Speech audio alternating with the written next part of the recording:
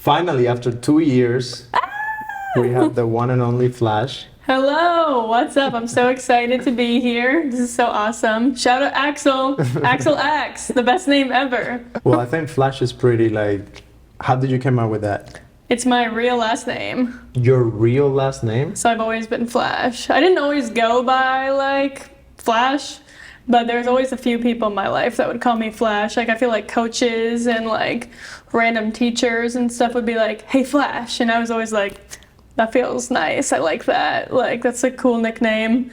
And then like when I realized I was non-binary, I started going by just Flash. So Now, the one thing that I'm curious about the non-binary thing, you mentioned that a couple times. I know a little bit about that. I have one friend that went through that transition and he feels like that, but I don't know like that experience, haven't been super close with someone that has that experience. Tell me a little bit about that. And no problem. I'd say if someone doesn't know what being non-binary is, I mean, everyone's experience is different for sure. For me, like, I'm like, how do I articulate this? I feel like I've never felt fully like how society wants like a woman to be, or like I don't really feel like a man either or something. And to me, I just feel like I'm a human and a person. And I think a lot of people feel that way.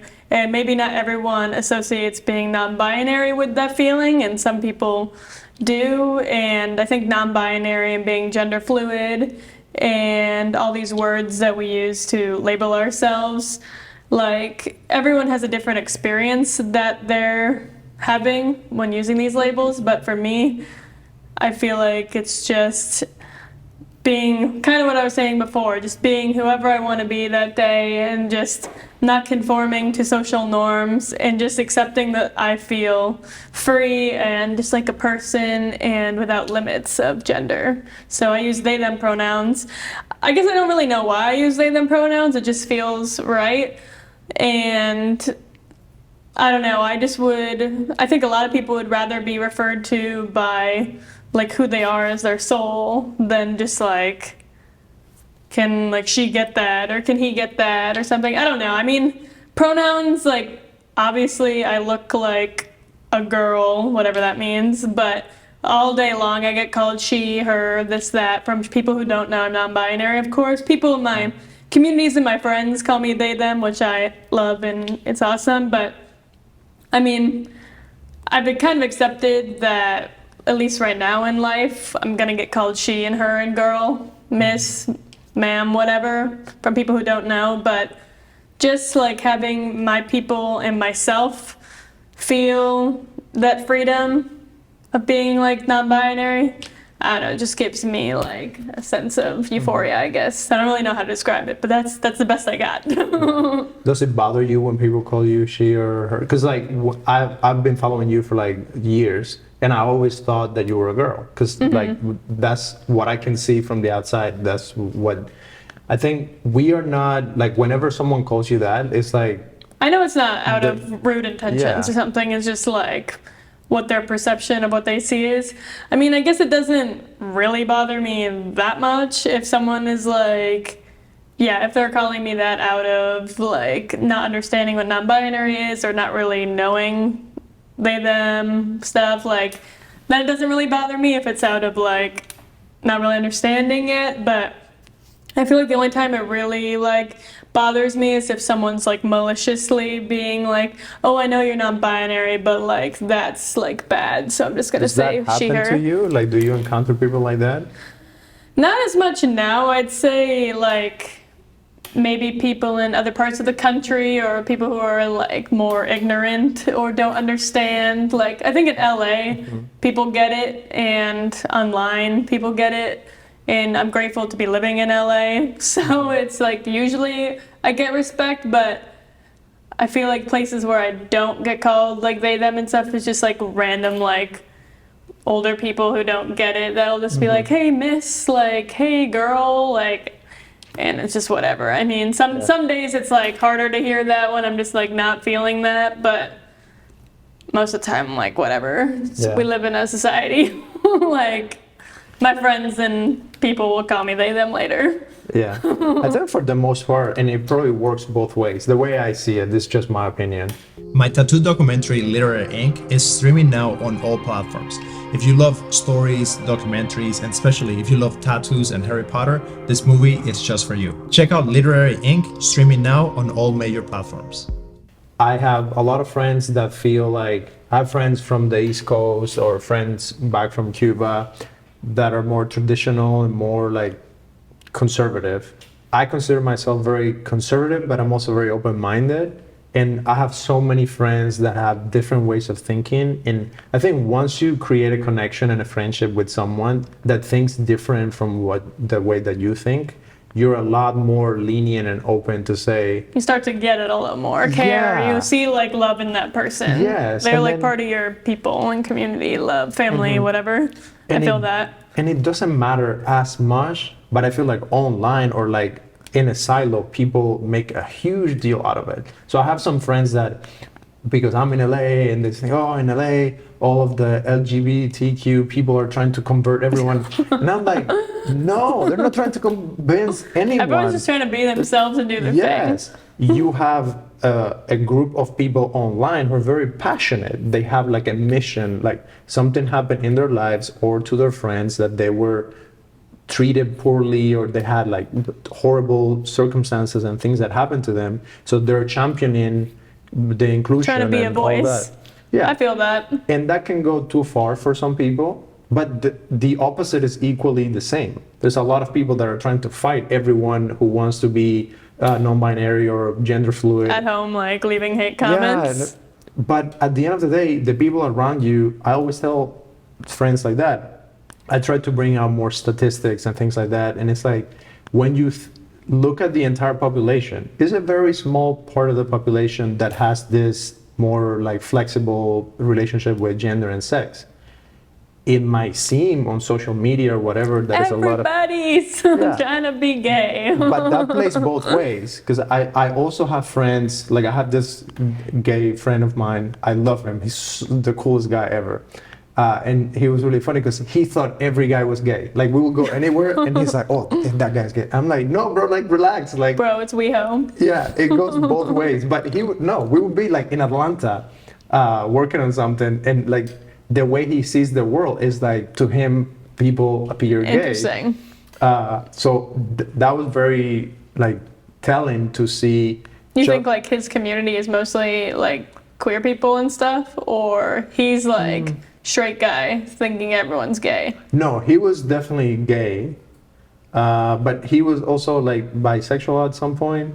But he definitely saw a lot of guys and he thought that they were gay too. But in my opinion, that's just how he saw the world for it's just himself. His communities that he's usually around. It's interesting. Yeah.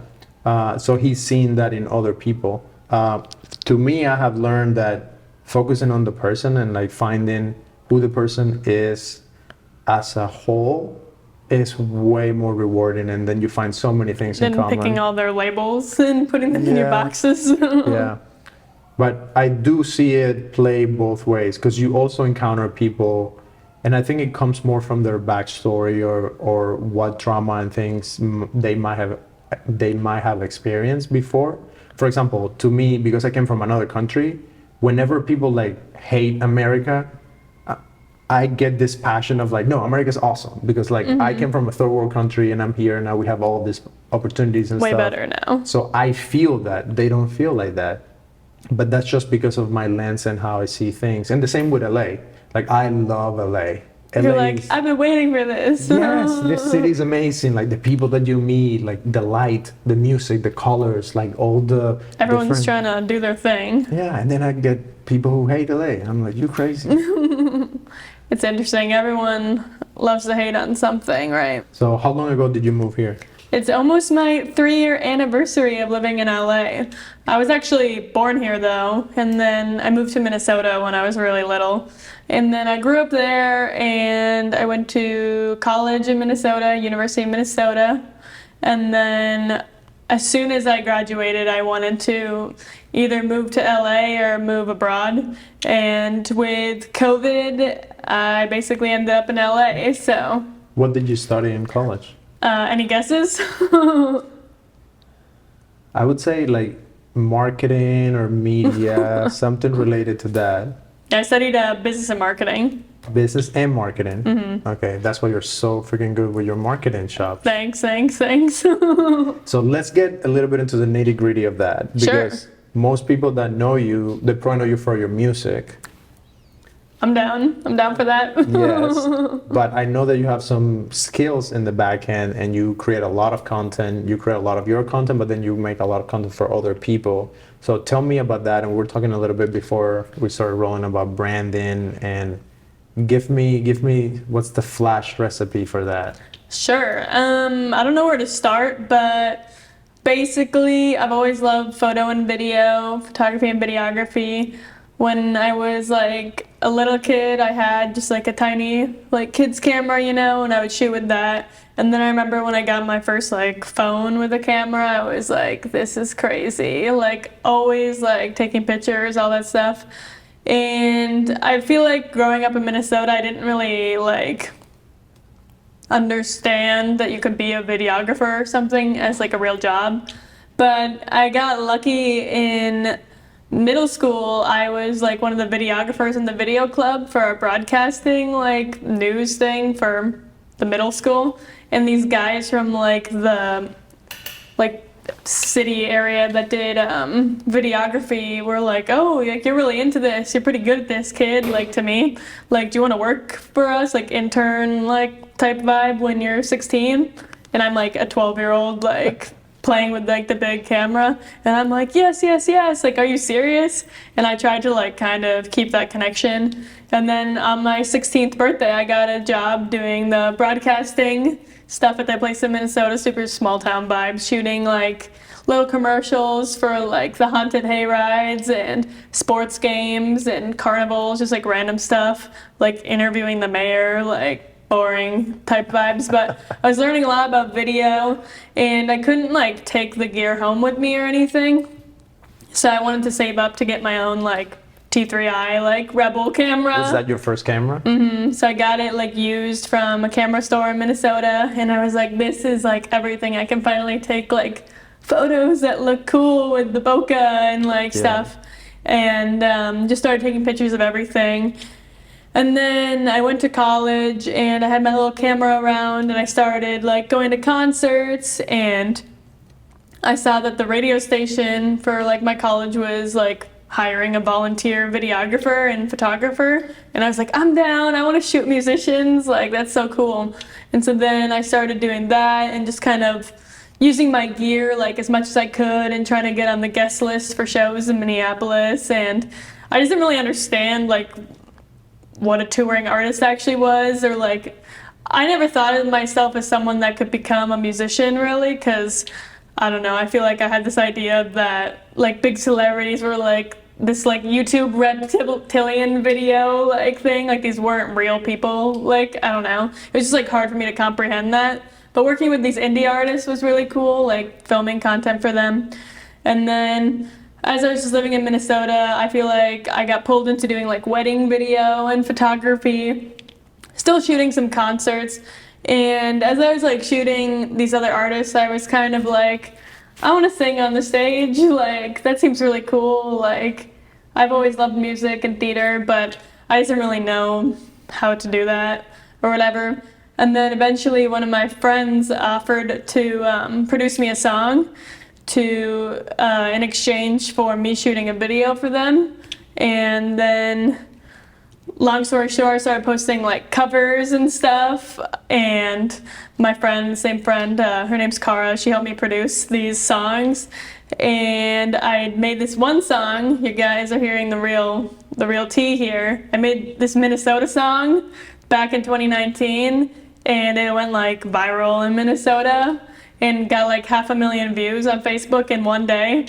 Like Wow. crazy. Right before COVID, they had me like on the news stations and like brought me in to like co-host my childhood favorite radio station. And I didn't even like really have any like, this is like before FLASH or anything. And I was like, this is crazy. And I was like making some music with my friends and stuff. And I always wanted to have like a music project that was just under like my name.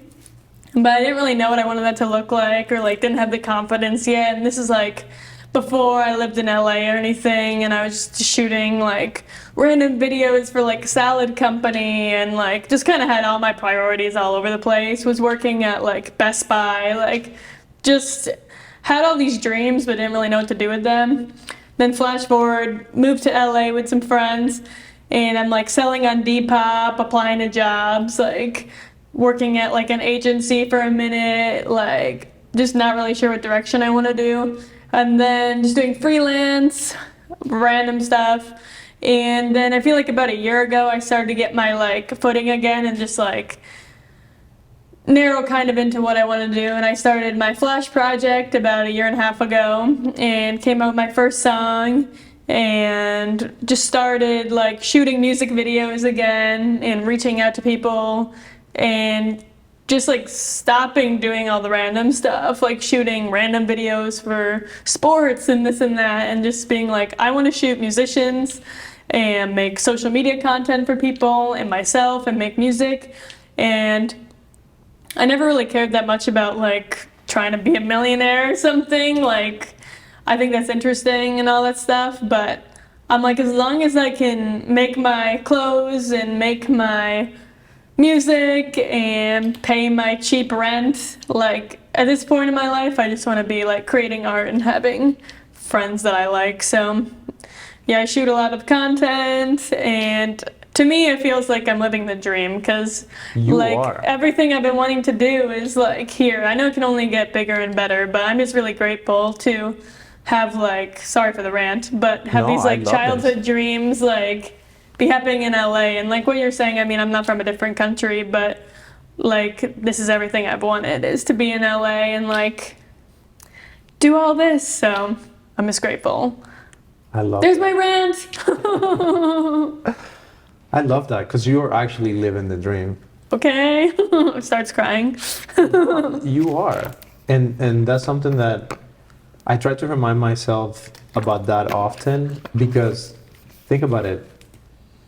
14-year-old Flash would kill to be sitting here right now. I know, they'd be like, whoa. Yes. Like the Hollywood sign is right there. Right? It's crazy. Sometimes I'll just see it and be like, wow. Yes. This is crazy. I'm in the LA server. In the LA server? Yeah, instead of the small town Minnesota server. You think that we're in a simulation? A little bit. Why? I don't know. I mean, I feel like we're all like souls living like a real experience and all that stuff, but I feel like when I'm like disassociating and stuff, then it feels a lot more like some bigger simulation or something. But I guess I don't have any crazy articulate thoughts on that today. What do you mean disassociating? What does that mean? Like just when, I mean, I think disassociating feels different for everyone, but just when everything, like when I feel like away from my body and like late at night, or just randomly just feeling like what is real, like why are we trapped in this capitalist society, like when I'm not feeling like, oh my god, I'm making art and living the dream, but those moments where everything feels a lot more real and scary, and it's like I guess a response to just float away. Yeah. Anyone else? Or No, I feel you. I have those moments. I just don't know what causes them, and I think usually it's because I'm not getting enough sleep, and that's when I get those weird moments. Feel that. But they're also really good. Like usually when that happens to my brain, I also get the best ideas. And sometimes, like, have you had this happen to you where you wake up like at 3:30? All of a sudden, like I wake up with like an idea. And I feel that. I always like, I'm like, I'm gonna remember it, but then I don't. So I need to write it down if I do. Yeah, I try to wake up and like put it on a note or something, and I have like little flashes of like images or, yeah. And then I try to write that down. I need like a voice recorder and like a little notepad next to my bed or something for those vibes. How do you write your songs? How do they come to you? It depends. Like a lot of my songs that I have out, like I feel like there's two different vibes to the music I have out right now as of August 2023. Like I feel like some of my beginning songs when I first started Flash, I was trying to find my sound, find my footing, you know, just trying to like experiment, trying to gain reference from other artists that I like. Not really copy anyone, but being like, oh, 100 Gex is cool, like, hey producers, like what if we tried like hiring my voice in the music, like this artist does, or like I heard this song, this was cool how they did this. But I feel like nowadays, now that I've kind of like more comfortable with myself and like doing what I actually want to do instead of feeling like I have to take references from other people, I feel less like I'm referencing directly from other artists' stuff, because I mean it's not really copying, everyone does that, but nowadays I just like feel more like I'll try to get like a spiritual like download or something. It sounds a little crazy, but like I feel like a lot of my stronger songs, the ones that are in my second half of my discography that I guess I'm sort of mentioning, is like my songs like Remind Me, one of them, Deadname, like Deadname is like my favorite from all your songs. Thank you, thank you. That's Like that That song one, is for really example. Thank you. That one, like, I got that whole song, like, just came to me in like an hour, like, or less. Like, I just had the whole hook and all the girls' names, and like, for those who haven't heard the song, it's basically like me telling a story, I guess, of me getting like dead names. So someone saying like not Flash, like my old name or whatever, and me being like, the girl you knew is dead to me, like that's not me anymore. But it's kind of a little melodramatic, but I was just like, I got home from a show and I got called like my dead name again, and like people in LA don't even really know like my old name, and I'm just like, which is my first name, like that was given, obviously, like girl's name. And I'm just like, why do people even know that? Like only a few people that I introduced when I first moved to LA like know that. So I don't know if that makes sense, but basically 95% of people I met in LA know me as Flash. So there's like this weird 5% of people who know like my dead name or whatever, and it just bothered me that people keep bringing it up after I was so clearly going by Flash online and in person, so everywhere. And I was just like pissed off, I guess, and I was just like, I'm not, can I swear? I'm not fucking Yeah, you can. Emily, Jade, Emma Rose, Kate Penelope, like all these girls' names, which is like the song Deadname. And yeah, that just all came to me like in less than an hour, and I just put it onto like into my Ableton like music program, and was just like made like kind of a bad demo. And my producer like friend who I work with for a lot of my songs, his name's Henry Martell, shout out Henry. I was like, I have this demo for a song, I think it's cool, I don't really know, like might be a little weird. And he was like, this is awesome. Honestly, it's kind of a blur, this is like last summer. But I really, really, really didn't expect Deadname to be the song that like really took off my career or whatever. Like for context, like I wrote the song like in July last year, so I guess literally like a year ago. And then we were wrapping it up in August, year ago, and I started teasing it on TikTok, just posting like videos of it, and these, like I'd get like 300 views, get like 3 comments that are like yes from my like close friends, and I'd be like, thank you friends, like. And then I had some people in real life who were like, some of them just random friends, some of them like music industry vibes, but like barely, like people being like, oh, like any new music coming out, and I show them like a demo of Deadname, and they'd be like, it's a little weird, like maybe wait on that, maybe come out with another song or two, and like I don't know if it's the right time, like do people really want to be talking about like being non-binary like that, or like Deadname's kind of a scary word or whatever.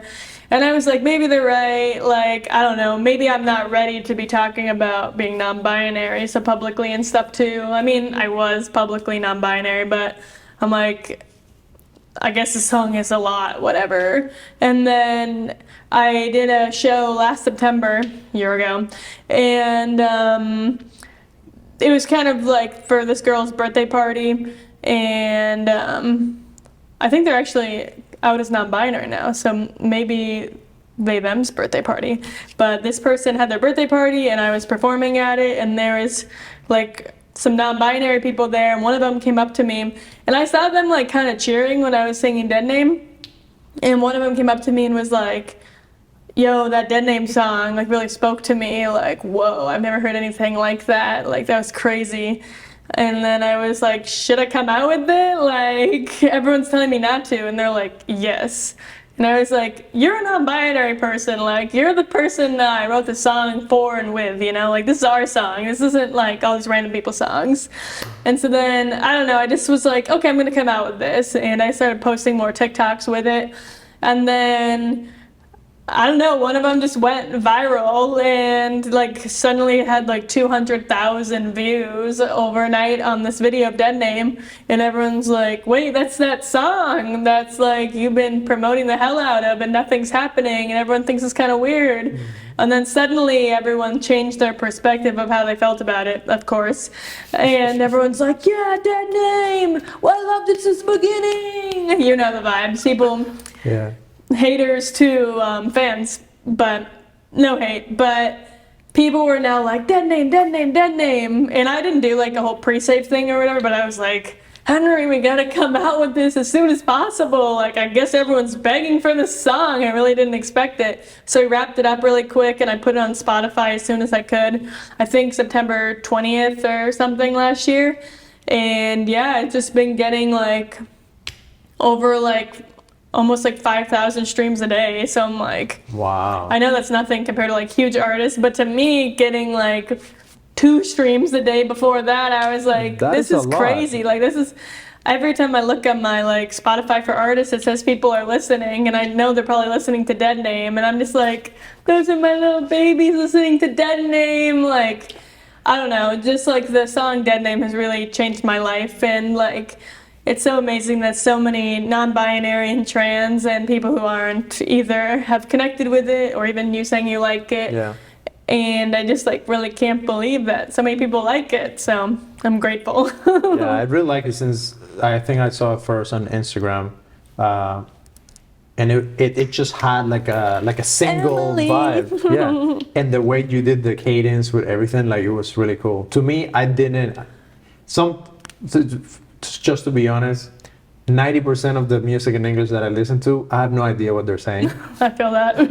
Me, if I listen to anything not in English, I'm like, So yes. I have to like look at the lyrics sometimes if I really want to know exactly what they're saying, because it's still my English. I'm still getting good I at feel it. you. So I knew that they had something for you with the being non-binary and all of that, because I have seen a lot of your content, so I knew that you were about that. But to me, when I listened to it, it was more about, I'm not the same person that I used to be. Yay, that's But- good. but in That's what the- I wanted it to be. I didn't want it to necessarily be like non-binary people only, or like I wanted like, I mean, I obviously say like Deadname in it, that's the title, and I was kind of on the edge about whatever, on the fence about What being does like that mean in English? Does that Deadname? Yeah. So it's like kind of what I've sort of been saying. So like, I don't really want to say my dead name, but if my name was like Emily So like, if my Johnson name or something. is Axel, and then is it tied to identity as a person, or is it tied to the sex and gender side of?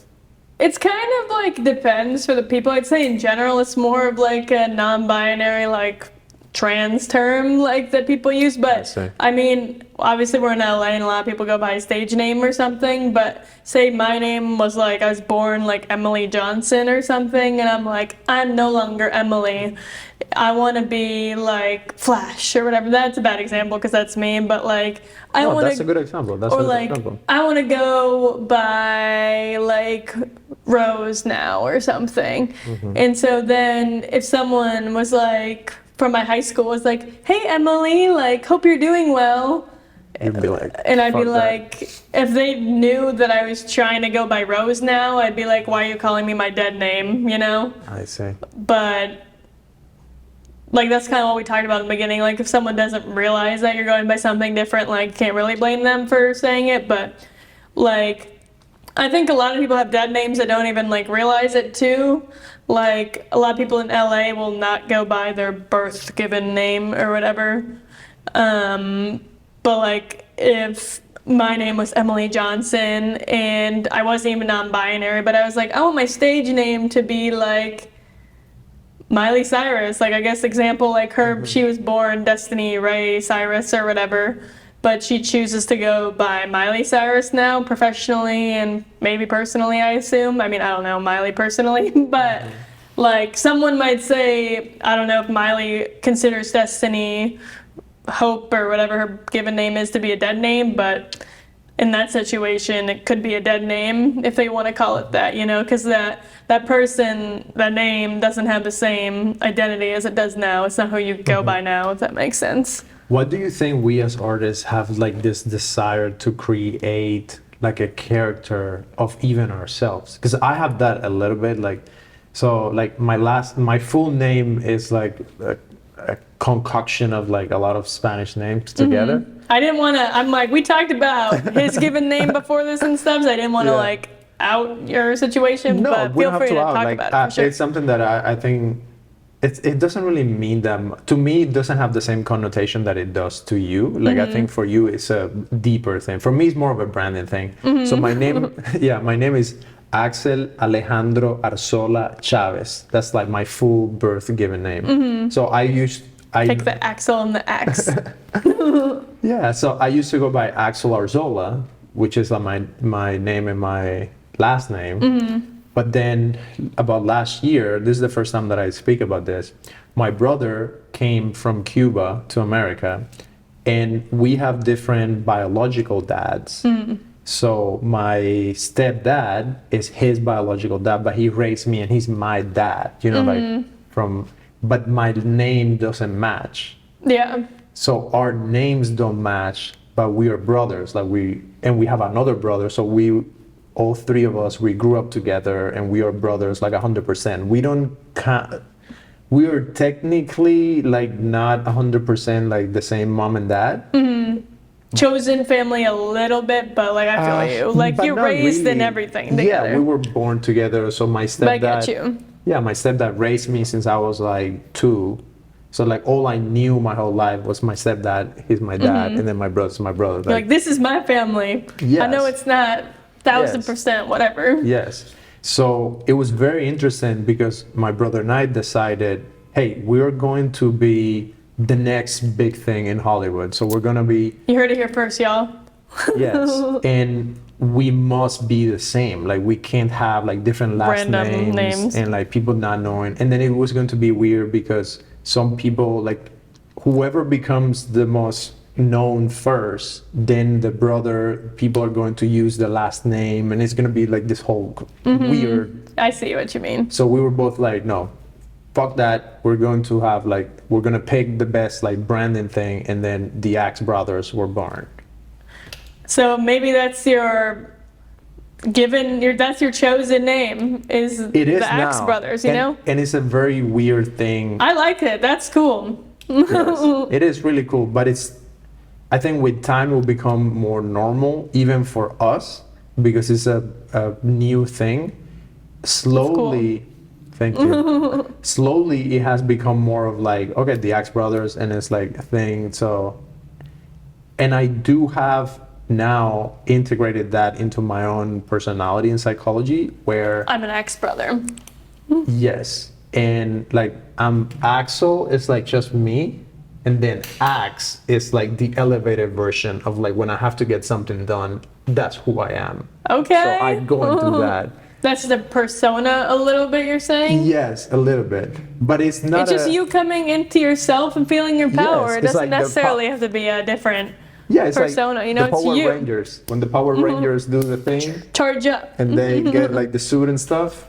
Yeah, which I feel like for you might be a little bit of that. At least I thought before we had this like in-depth conversation, I thought that you had like who you are, and then Flash was like your stage, like but you have an even deeper like level to the thing where you have integrated everything into one, I guess. and you live everything as Flash. Starbucks, I'm Flash. Normal work things, I'm Flash. I mean, some people are confused, but I don't really care. I love it. I would love to see Best Buy Flash, because I love to go to Best Buy and buy cameras and lenses and stuff. Well, it's funny because I used to be so obsessed with Best Buy. Like, it kind of started as a joke because when I was in college, I went to Best Buy with my friend, and I was just in the camera section, like looking at the stuff, like kind of telling my friend, like, oh, this is the one I have or whatever at Mall of America in Minnesota. And this guy who worked there, I forget his name, he was just like, oh, we're hiring if you like know so much, like kind of weird vibes, you know, or something. And I was like, I'm kind of down to work here. Like, my student job ends at the end of the semester. Like, I don't know if I had a student job at the time, whatever, just doing random stuff, freelancing. And I was like, I want to work at Best Buy. Do I get a camera discount? And he's like, yeah, crazy camera discount.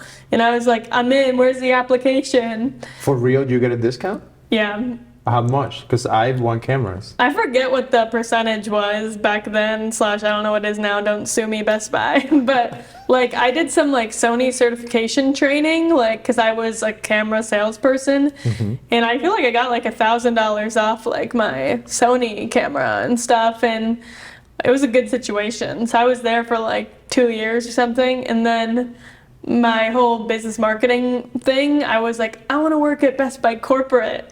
And so then I like used my like back end Best Buy retail like connections, whatever, and I applied like through the internal portal to an internship at Best Buy corporate, and then I did like a marketing internship there like year before COVID and stuff. Flash had some moves. So I was trying to be a corporate Flash. And I was like, I think I want to sing and dance and play.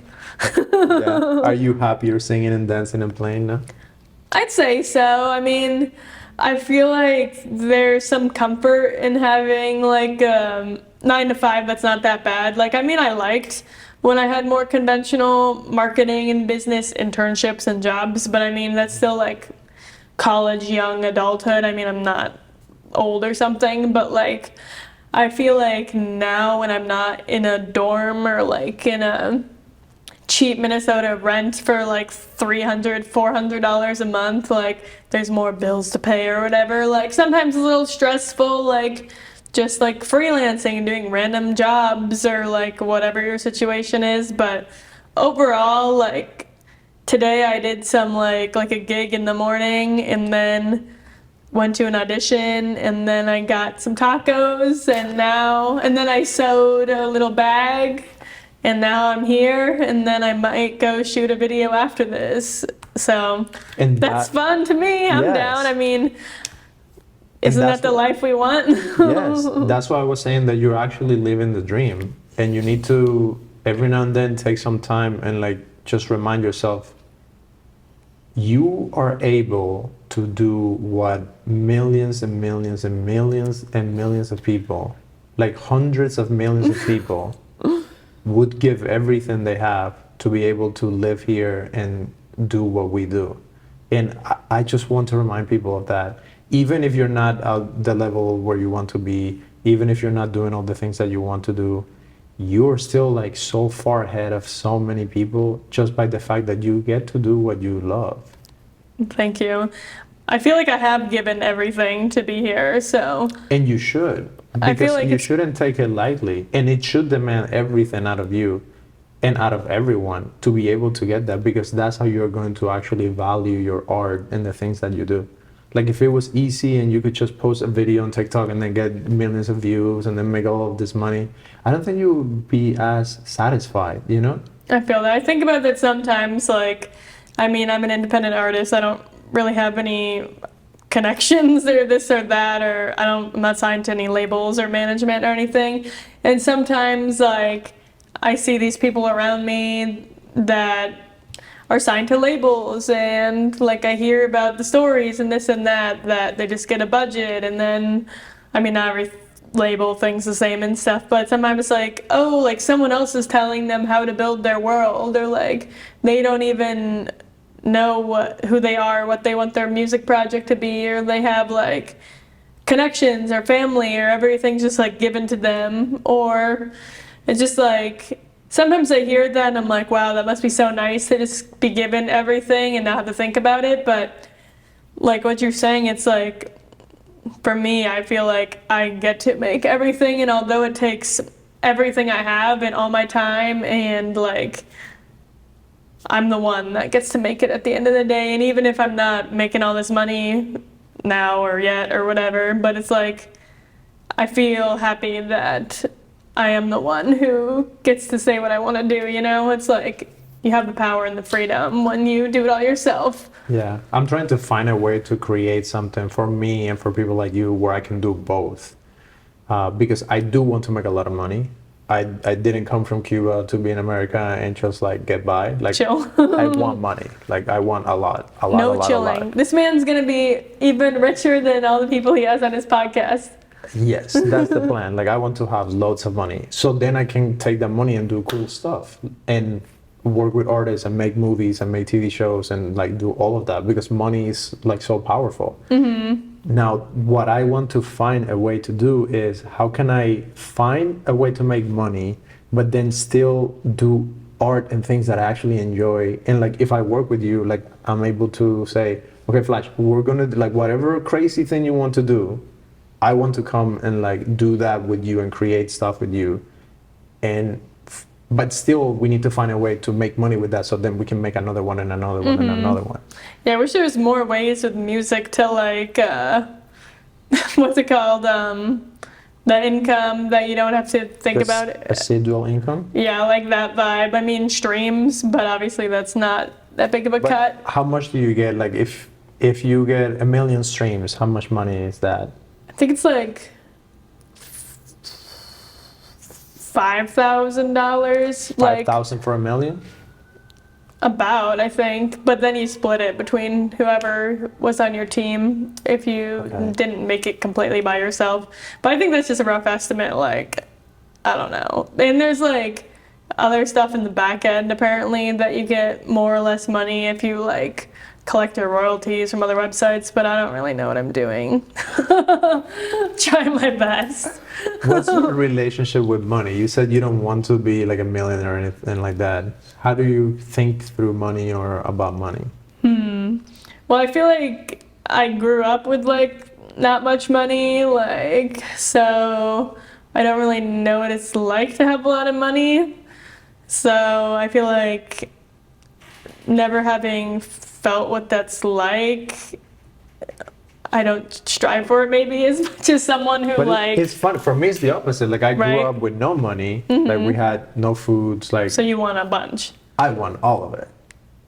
I don't know, like to me, I feel that to an extent, or I feel like maybe when I was more in my like marketing corporate vibes, I was like, oh, I want to have this number in my account or whatever. But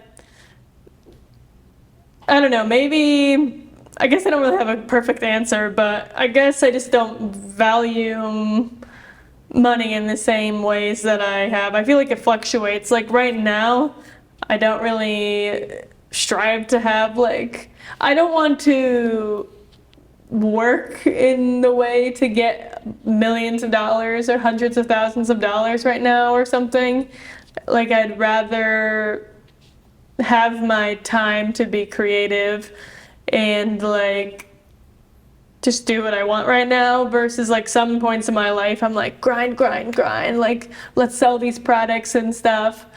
Or like to me, I feel like there are ways that I could maybe make more money like on the back end or this or that, but I feel like sometimes I feel like they're not ethical or something, or I feel like I'm contributing to a bigger issue. And what? Do Like, you have an example? I don't know, for example, like, I mean, I don't know everything about like drop shipping or something, but maybe my excuse is like, I feel kind of like scammy taking like a product that's like $2 and then selling it for $40. Whoops, But that's sell business. Sell it for 10. I don't know. Like, part of me is like, I'd rather just make like a hat like this that I made from scratch and sell it for whatever and just make it. I don't know. I don't have a perfect answer, but basically I'm like, as long as I'm alive and can buy cherries and pay my rent, like Life is good. I'm chilling. Like I'm focused more on love and happiness and experiences. I guess I'm just happy to be here. So I feel like sometimes when I've whatever for more money, it's like been almost an escapist way or something. Like I'll be happy when I have this amount of money, or like when I was living in Minnesota, I would work, and I'd save like $1,000, and then I would just like disappear and like go to New York and like stay with random people in hostels, or like try to run away from my life in Minnesota. And like at this point, I don't really feel like I need to run away or like buy things to make me feel more like what I want to be, or like I think sometimes people strive for money so that they can afford a lifestyle that they think will give them happiness. What do Deep. Yeah, you're actually right. Or like, oh, not me, but like if someone's like, I want to make $5,000 a month so I can afford a really nice apartment to work remote in all day, 9 to 5, and then have no energy at the end of the day, and buy like these like clothes that'll make me feel like I have more money or something, or people look at me a certain way. But I feel like we all just need to look inside ourselves a little bit more and realize that like money isn't everything. Yeah, it helps and it's awesome, and I guess I wish I had more at the end of the day, but like I'm just glad to be here, you know. I get around chilling. I don't have a car. Just ride the scooter and the bus and the train. Not ideal, but you know, I'm living, like is what it is. Maybe I want more money, guys. Buy my merch, flash.net, FLASCH.net. Just right after you said you don't care about money, Yeah, it's like, yeah, but send me money. If you guys are like, this person clearly needs some more zeros in their bank, buy some merch. Yeah.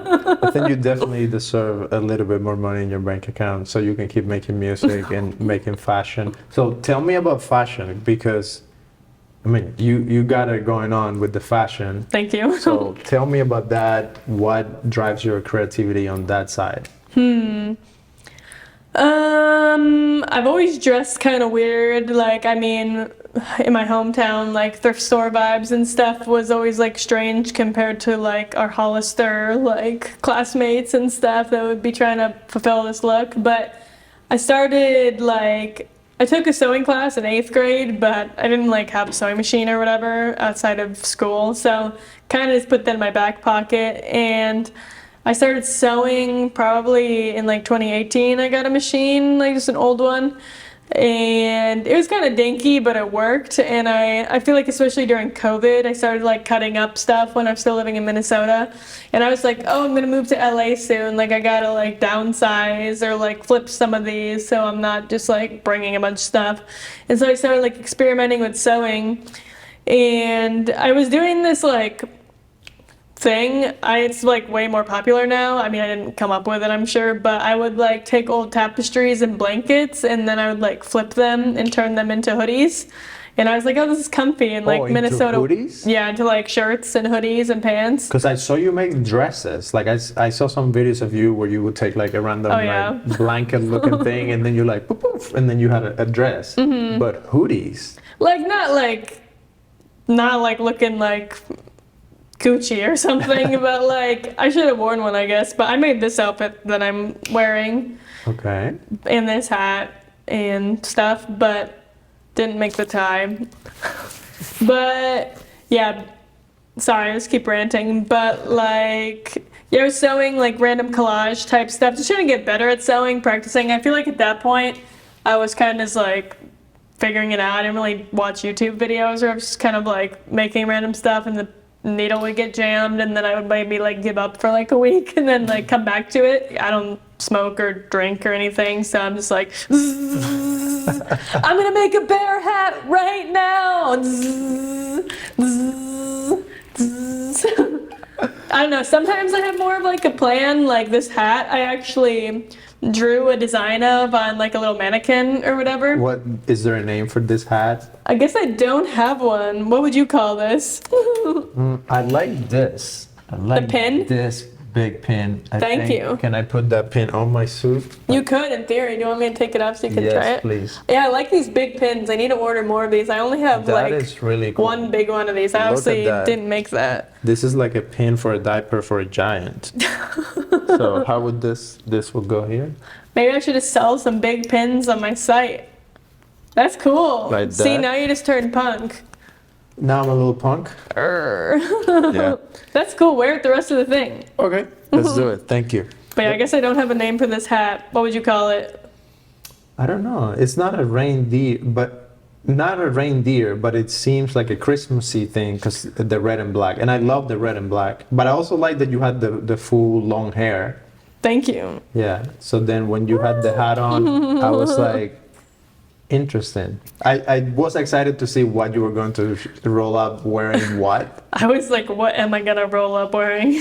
Yeah. So what do you think of the suit look that Yours? Yes. That's cool. You look classy. Yeah, I've been trying to carry this suit look for like a few years now. Comment below if you think he looks good. Yeah, which is very interesting because I used to be very punk rock. Whoa.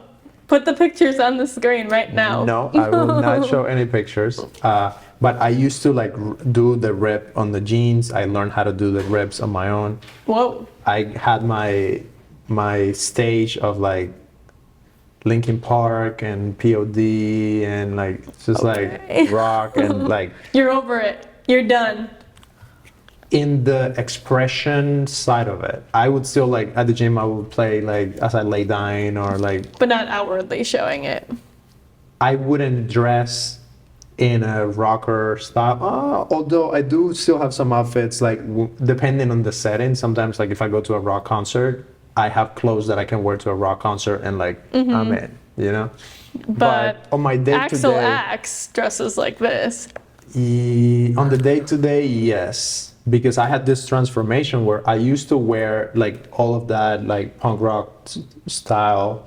Then I went to college and I started working out and stuff. And then I had my like more sweatpants and like gym outfit. Gym rat. Yeah, not gym rat. I wasn't like old. It was a mix of like imagine like fitness and health mixed with tech because Okay. I love Apple and like computers. I'm a computer nerd at heart.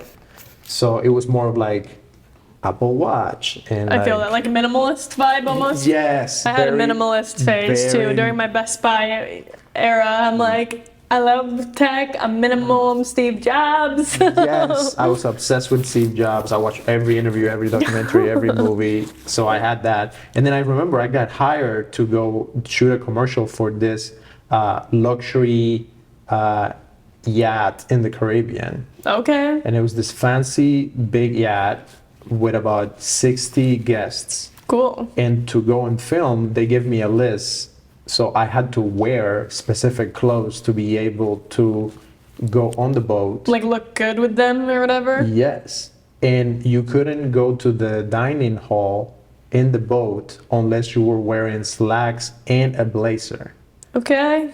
So I had like this gig, I was gonna go and shoot, and I was like a video guy. So I was always like wearing comfy things, Nike shoes, like all comfy because I'm all about performance. Yeah. Classic videographer arc to wear the all black sweats look. Yes, I was very much into that. And then I go to film at this place and I had like about a week to like do my research and like what clothes do I buy because I'm not gonna be able to go shoot this unless I have like The look. yes.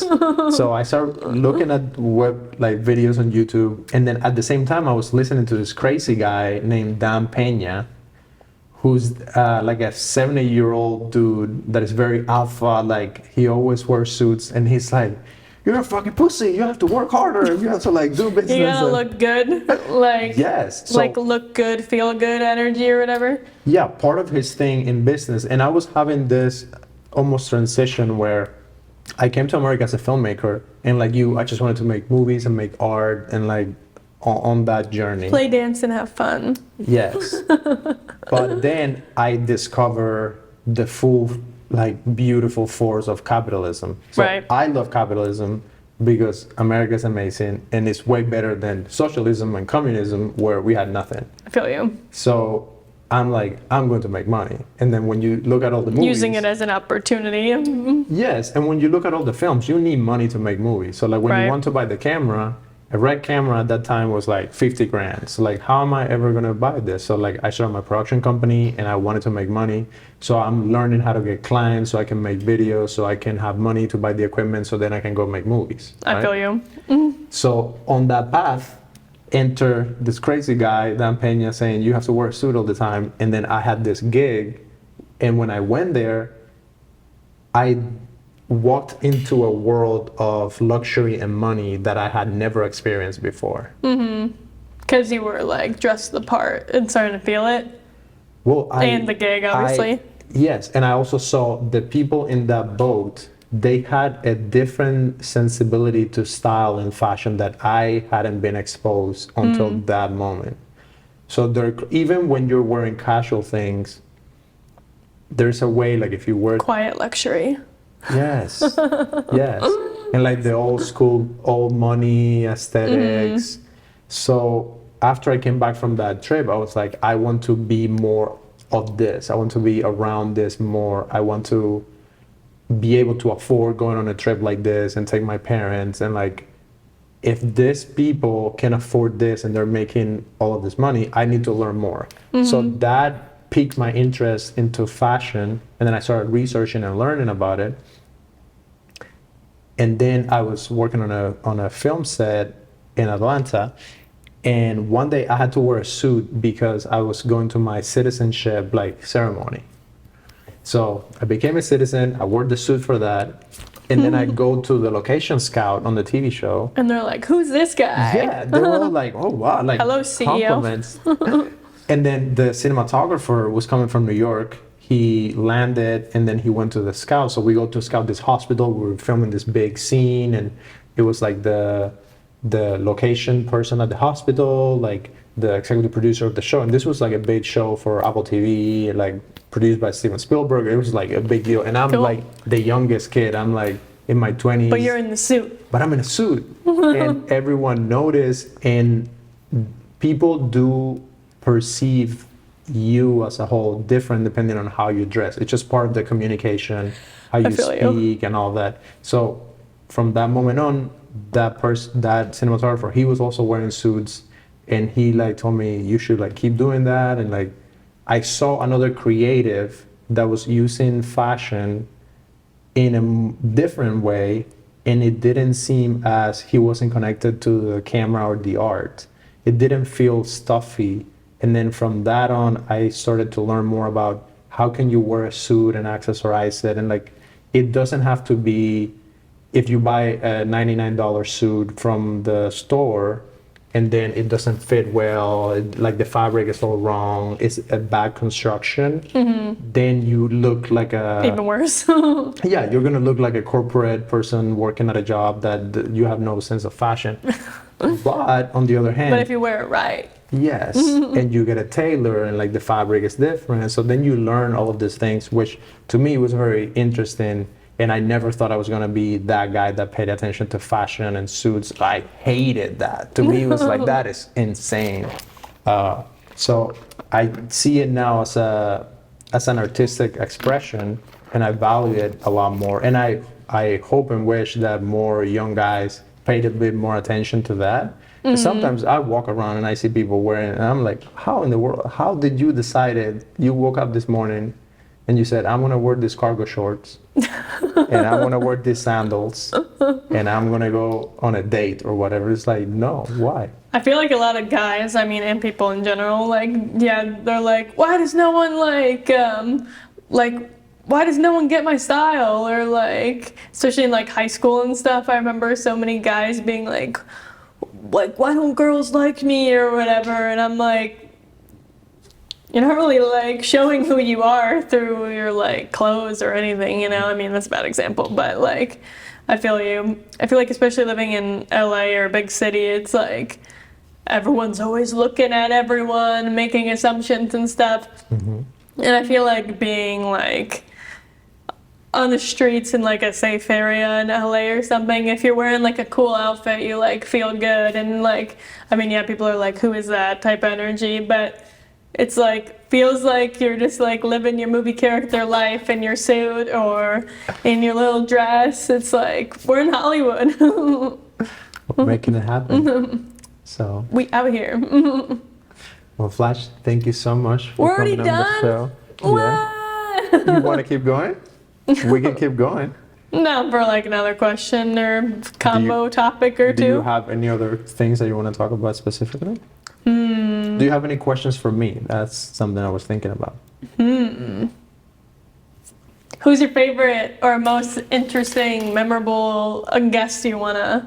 What's an episode that everyone should watch after this of yours that you're like, that was interesting or something? Well, I think I did 2 episodes that are very special that I did just for me. It's with my son Abel and my daughter Alexa. Where are they? They're on the chat. They're not here today, but their episodes are really special to me. Cute. How old are they? Abel is 9 and Alexa is 6. I want to hang out with them. Where are they? So I didn't even know he had kids. yes, I have 2 kids. So that episode is very special. I'll teach him how to sew. Yes, I don't think they want to learn how to sew. No, sew your suits. That would be very interesting. Alexa might want to learn how to do dresses. She's very much into like the whole princess. Cute. Yeah, she's very like pink nail polish, and but she's also like very like rough around the edges. She like, yeah, she's tough and strong. Never limit her. Yeah, no, I don't have to. It's fun. That's a funny thing that with that. We never impose anything on her, but she, like, we go to a place to buy clothes. She's like, I want that. And she will go for the girliest thing without, and sometimes I'm like, that's very pink. Like, do you want something like less pink? She's like, no, I want that. Hey. So it's very interesting that that's what she likes, even though her personality is very strong and stern, and she doesn't like to be told what to do at all. She's a little fiery little girl, so. Yeah, I think it's interesting. I feel like kids, like, when we're kids, it's like we just do whatever we want, or like the kids I work with, they just know who they are so much, and then we just forget, and then some people never come back to themselves, you know. Yeah, I don't know why that happens. We get put into the system, the simulation. Yeah. I don't know. I don't feel like that at all, but maybe it's just because it's my experience, and I was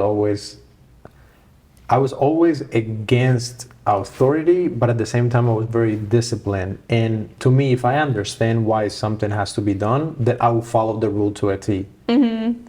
Arbitrary rules is what I cannot stand. Like stupid shit. Yeah, when in different circumstances or work or no, it has to be like this, and I'm always gonna be like, why? If I don't believe in the why, then I can't really follow through, and then I feel that. yeah, I get in trouble with like just like going against the grain with things like that. I bet you get in trouble with not following rules, or do you like to follow rules? I feel like I don't get in trouble like very much. I mean, I feel like maybe if there weren't like laws about certain things, like I'd do more Laws? I don't know, like I feel like if I wouldn't get in trouble for like climbing on the side of a building to go on the roof, maybe I would go hang out on the roof or something. You might die.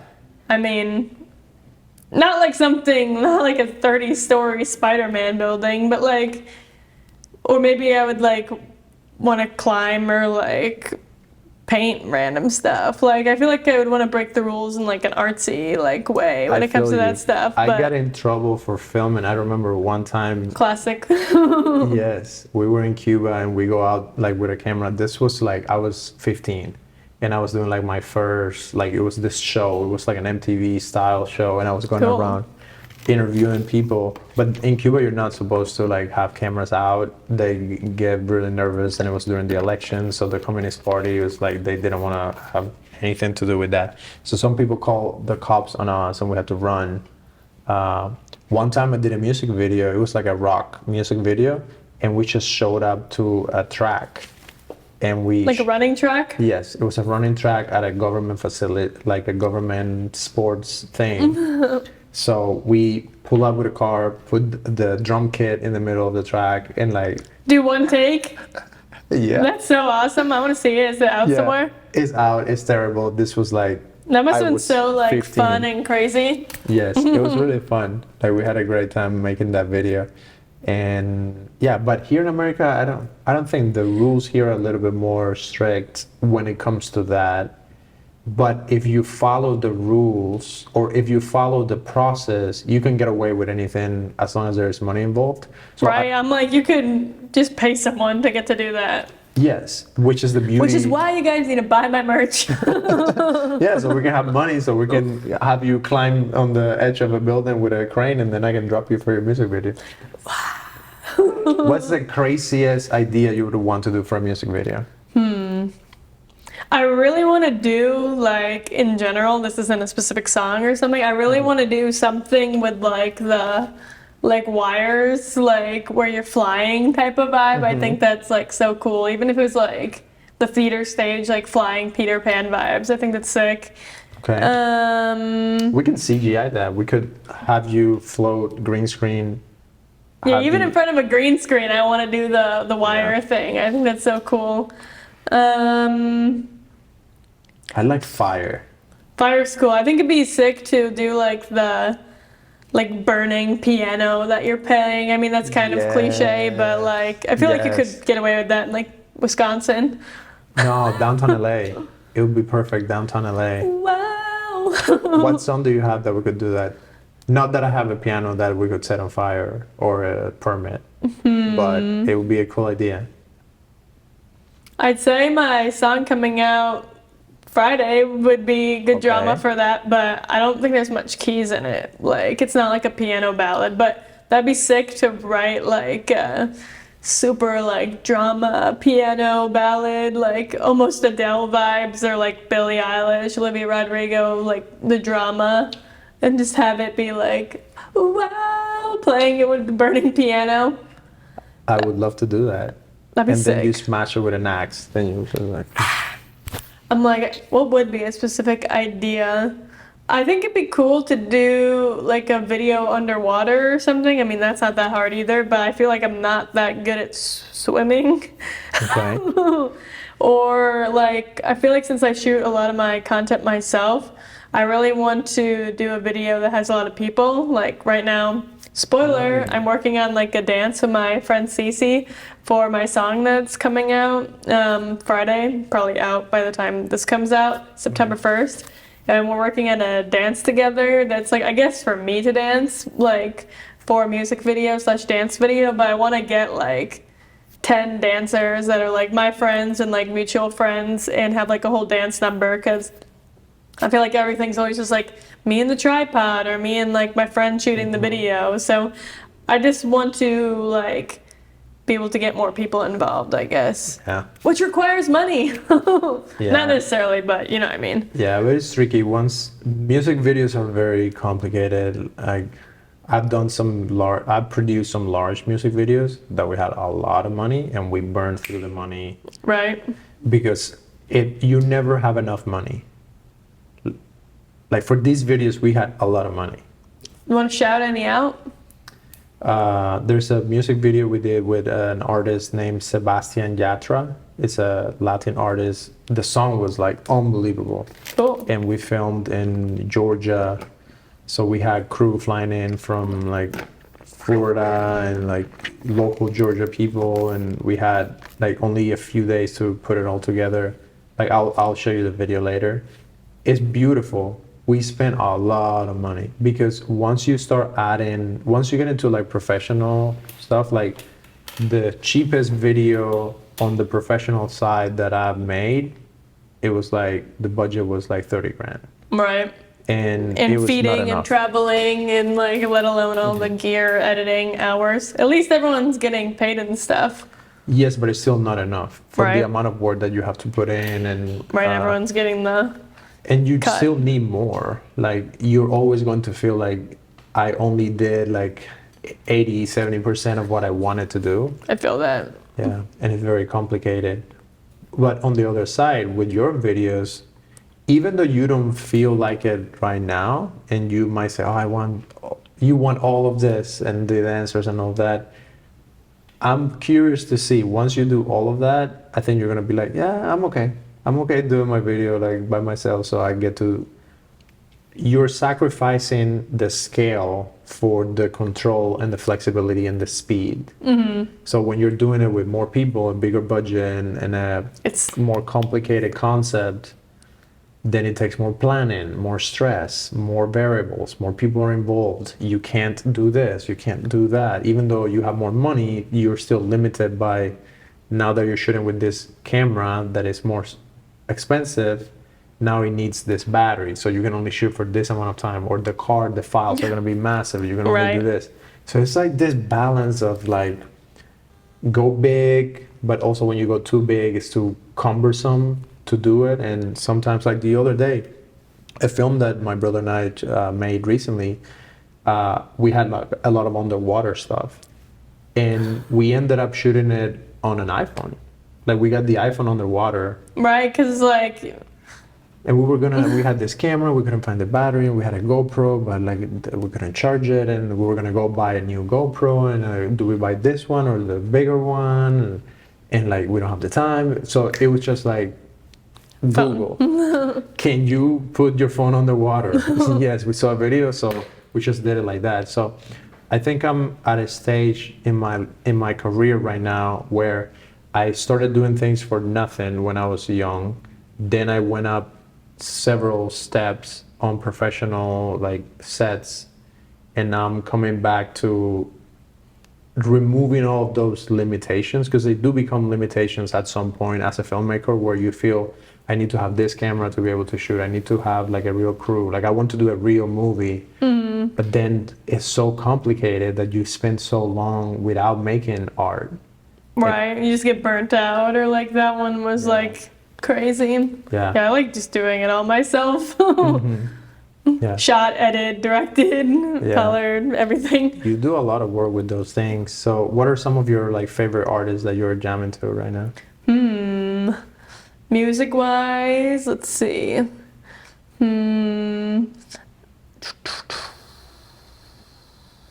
I love for pop hits or whatever, I love the Billie Eilish What Was I Made For song from the Barbie movie, classic. Okay, I haven't heard that yet. It's like, what was I made for? Okay. You didn't see the Barbie movie? I'm not watching that movie, I'm Did sorry. you see Oppenheimer?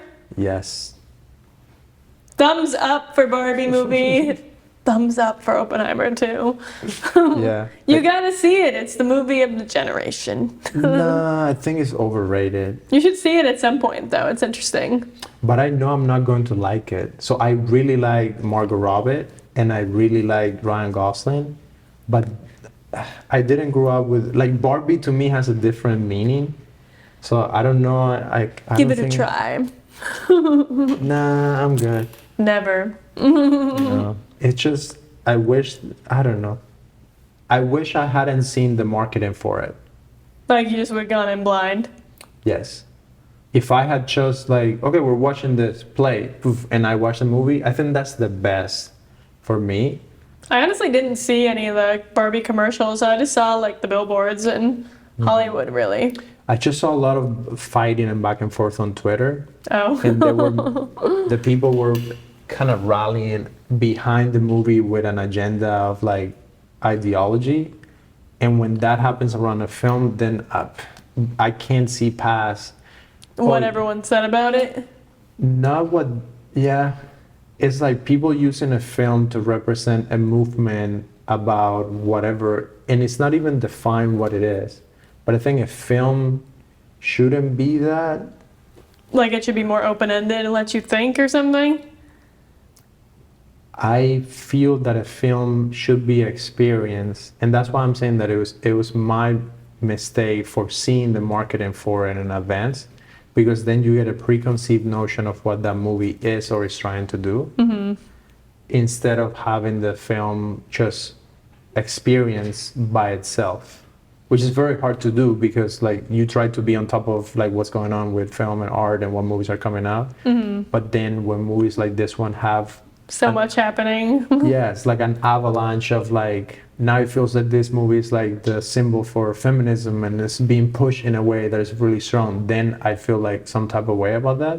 I wish I could have just like you said, oh, watch it, boom, see it, and then you get to see the movie and what the movie actually is without the preamble or preconceived notions by some random people that didn't even make the movie. But now you have seen so many of these messages and the back and forth and people arguing with each other about what it means and it doesn't mean, and like, I don't know.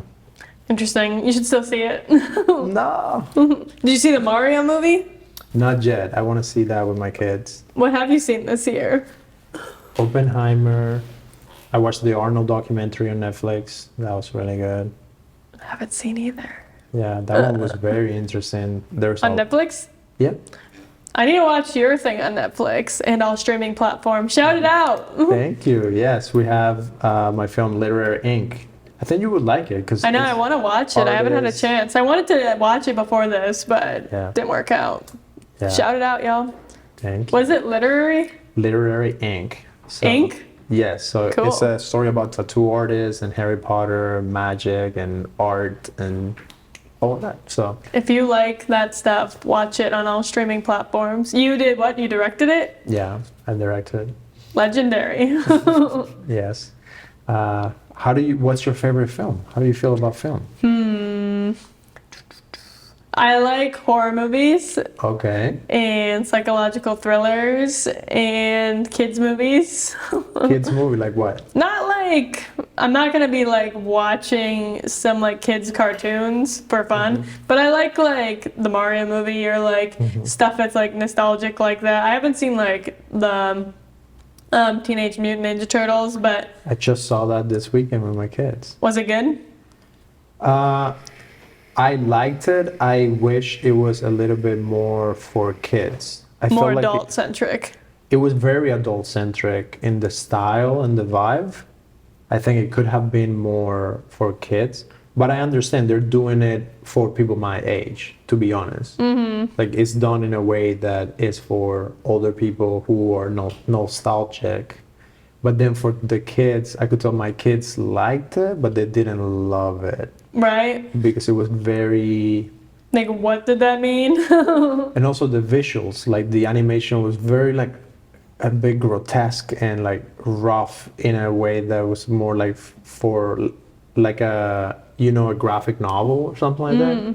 It felt less cartoony, more artsy, which I can appreciate. Was it kind of like the Spider-Man movie vibes, the new one? They tried the Spider-Man vibe movie, but that Spider-Man movie is so amazing. The script was 10 times better. The art was way better. It was Watch a Spider-Man movie, y'all. yes, yes. Spider-Man, like that's a really good film.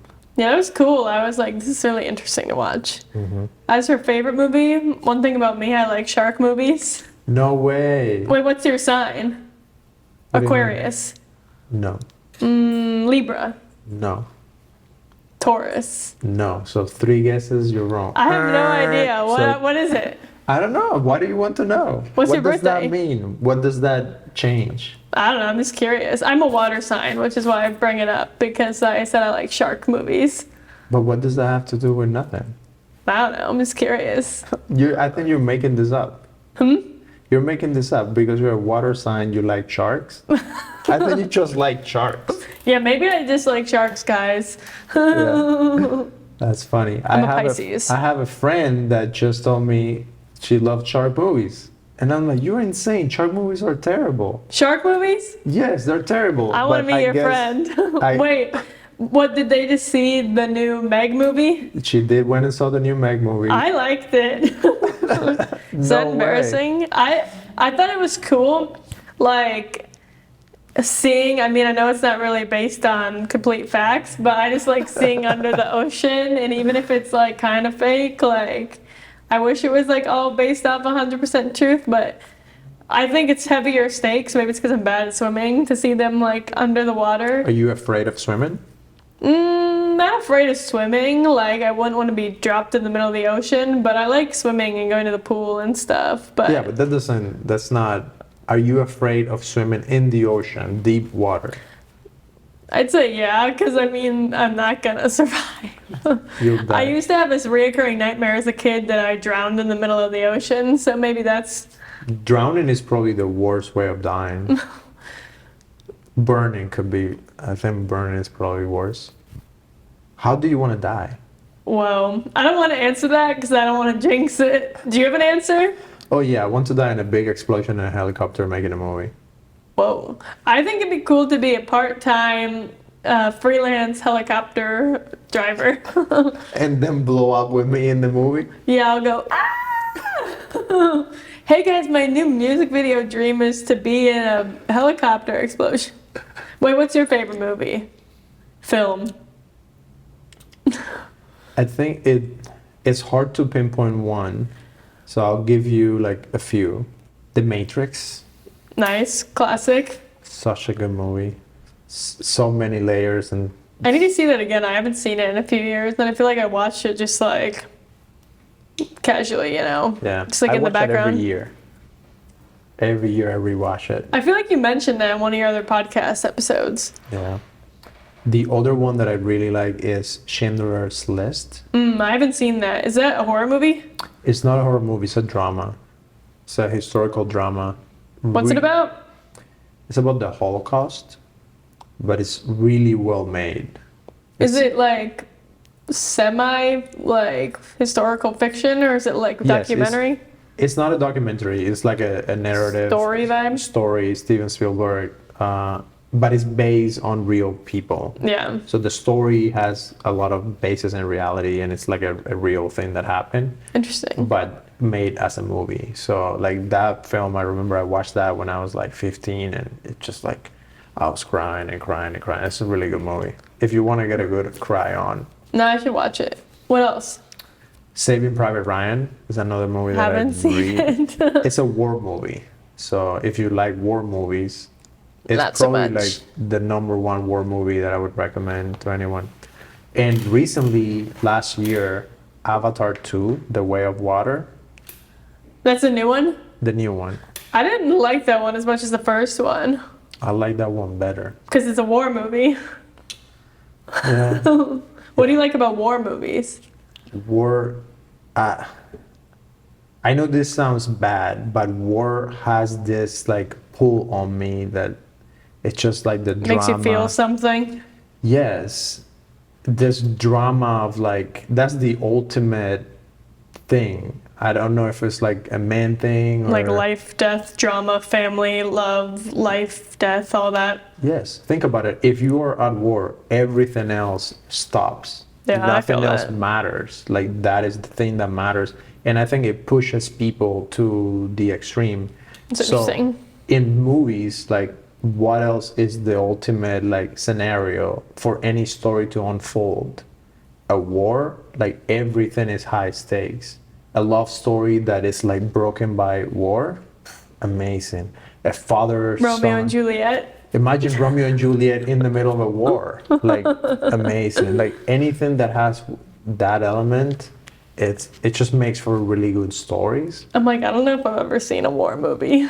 You have never seen a war movie? What would be like the most common one that I've probably seen? Saving Private Ryan. But haven't seen it. What's that? Which war is that about? It's World War II, but it's not about the war. It's about the people. So the story is this lieutenant gets tasked with a mission of going and saving Private Ryan because the soldier was one of 5 brothers. They all went to the war. They all died, and he's the only one who's alive. So Interesting. the general is like, we need to get this guy like back home because like his family is devastated. Like all the sons have died. So then it's this group of people trying to find this guy. Interesting. It's a very good movie. I'll definitely put these into my list for winter movie watching. Yes. I will not put the shark movie on my list. I'm sorry. Grr, the Meg movie. I'm like still trying to think if I have a number 1 favorite movie. I liked Gone Girl. I haven't seen that in a long time. I thought That is a really good film. I thought that one was cool. I feel like I saw a good movie lately. I have the AMC A-list pass. Do you? I don't have it. It's like you pay like $25 and you get to see up to 3 movies a week for free, included, whatever. So I like to just see like the new movies that come out. I think it's interesting. I like documentaries. I like alien movies and like ghost movies. I gotta be in the right mindset or they're gonna push me over the edge. I saw there's a horror movie that I saw recently, Talk to Me. That one was really good. Have you seen that? I haven't seen it, but I was watching an interview with the filmmakers. It was really good. It looks very interesting. I do want to see it. I honestly don't like horror movies that much because it's like they're dark. So You don't like the dark energy? no, unless it's a war and we're killing people. Then I like the darkness. But I like the Scream movies. My friends and I watch the Scream the movies. Scream movies, I went to see the latest Scream movie. It was cool. It was terrible. You didn't like it? We walked out of the theater. They robbed me of my money. You hated it. I hated it. It was so bad. See, I saw that on like my birthday weekend and I told all my friends to go to that. I was like, everyone show up to this theater at Sunday night at 9 p.m. or whatever, AMC Universal. And then I honestly was pretty confused because I hadn't seen any of the other Scream movies yet. That's what started this whole thing and my friends watching the Scream movies. But I was like, that was interesting. I've always seen the ghost face and I was like, I don't know what the fuck that is. The Scream 1 is awesome. I liked the Scream one. That was cool with the Jiffy Pop girl. Yeah. Scream 6, Is it the latest one? yes. Please give me my money back. I love how honest you are. It's so funny. Yeah, I'm always gonna tell you like the truth. Like I'm never gonna be like. What do you think of Sharknado? That was a give me my money back moment. And I like shark movies. Yeah, that is a. I'm not even going to give you my money. Sharknado. It's just in the name. The only shark movie you should ever watch is Jaws. I like Jaws. Jaws started my shark movie agenda. Period. You see that? Done. That's it. Never again. No more sharks. No. Now let me expand your filmmaking universe. I'm ready. Have you ever seen an anaconda movie? Like snakes? Yes. No, but I want to. I like snakes. Are you afraid of snakes? I hate snakes. I want to eliminate all snakes. Do you like bugs? I like bugs. Yeah, bugs are interesting. I don't want a bug sitting on me unless it's like a ladybug or a butterfly. Yeah. Do you like spiders? I don't Would want you let one like crawl on you for a video? No, I'm okay. For a video, yes, if it's not like a venom spider. See, I could not do that, but I could have a snake on me right now. I could not do that. I want a pet snake, not really, but like No, those like when you see girls like with those big yellow snakes, when you On go the street. Hollywood Boulevard. I like that. I want to be like a snake. No, I'm good. Snakes are terrible. What Harry Potter house are you? I think you're a Slytherin. Because I like snakes. What's your Yes. horoscope sign then? No, I already said you have to guess. What is it with the horoscope sign? I just want to know when your birthday and is. people. So I can give you a gift. You can. Oh yeah, I'll tell you. You can go. What's your birthday? I'm a November guy. Scorpio? I'm a Scorpio. Makes sense. What day? Everyone wish him a happy birthday on. November 18th. Okay, almost a Sagittarius. I could see Scorpio Man. Comment below. Does he seem like a Scorpio man? Wait, I don't know what my Harry Potter house is. I'm not really in the Harry Potter world. I think you would love Harry Potter movies. I know I needed to see them all. I didn't have them around as a kid, so Really? I just like never watched them. That's very interesting. What's yours? I'm a Gryffindor.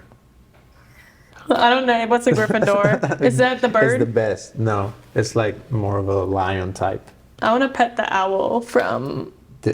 Those owls are beautiful.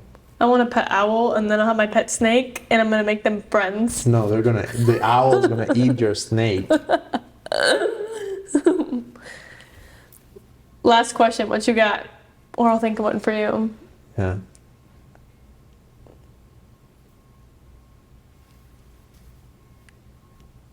I want to ask, like, do you believe in ghosts and aliens? That's my question. Not at all in ghosts. Not at all. Not at all. That makes no sense. Aliens, it depends. If we are in a simulation, then the aliens like don't count. Because they're part of the They're bigger... characters, yeah. If we're not in a simulation, then mathematically, because of the amount of planets and whatever, if all of that tracks and is true, which it depends of whether we're in a simulation or not, then aliens should exist by science and math, because there's too many planets, so there would be some kind of thing. So if we're not in a simulation, then what would it be? Reality? Or like just we're like spiritual beings? Like, how would you articulate that? I don't think we are spiritual beings unless you define spiritual by just us being who we are. Damn. So I think you have to define what do you believe by, or what do you mean by being spiritual. Like souls with consciousness existing in a universe, I guess. But you would have to define souls, because you have consciousness by just being conscious that you are you. But then your soul, what is your definition of a soul? Because, for example, a phone has no soul, right? Yeah. But a phone, once you turn it, you give it charge, you turn it on. Has energy. Yeah, so it knows that it's a phone, that if you tap here, it does this. So You think like, a phone knows that it's a phone? the same way that you know that you're you. What are you? I'm a phone. Yeah, when a phone makes a phone call to the other phone, it's something like, yo, I'm a phone, I'm calling you your other phone, what's up? Like, when you think about it that way, it's the same way as a dog talking to another dog. Do you think animals have souls? Yeah, do you? Not really? You would have to define what you think a soul is. What do you think is a soul? I think it's the word that we use to talk about our personalities and like the combination of all of our traits and memories and how they represent in the world Interesting. through our physical body. That's what we call a soul. That's what I would attribute the soul concept to. But in a different setting and context, it could mean a spiritual... Your infinite lifetimes and all that or something? Yes. But then if you die, you die, right? You think your soul lives on or no? When you think about it, in my definition of soul, a soul is just a combination of memories and your personality traits and how that like chemistry works. So when it lives in your brain, so when you die, poof, it's gone. Like if you have a hard drive that has your video, if we destroy the hard drive, your video is gone forever, poof. So why I feel like in that way, like if we're talking about soul in that way, like your soul lives on through your family and friends that loved you and stuff, you know, like, oh, the memories of like my grandma or whatever, like I feel like her soul in a way like lives through me and my family because of like her impact, you know, or like that hard drive thing. Like if someone had like remnants of the photos and videos that they turned into their own things on their own hard drives, you know? Yes, I agree with that 100%. Mic drop. The hard drive The podcast. hard drive sold. Well, thanks so much for having me on here. This is so awesome. Long awaited. Yes, thank you for coming. It has been really interesting to talk about all of this, and I'm still curious to learn more about you